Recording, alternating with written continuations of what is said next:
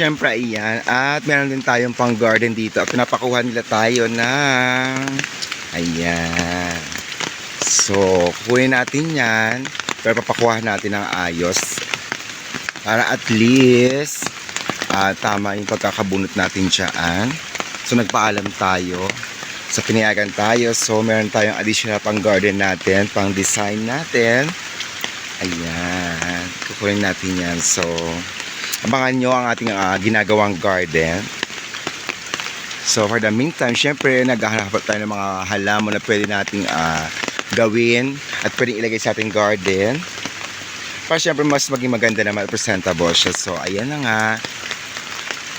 So, babalikan natin siya dahil kailangan makuha siya ng tama at ng proper para at least hindi naman siya mamatay kapag tinanim na natin doon at maganda rin ang kanyang tubo. So, ayan sila.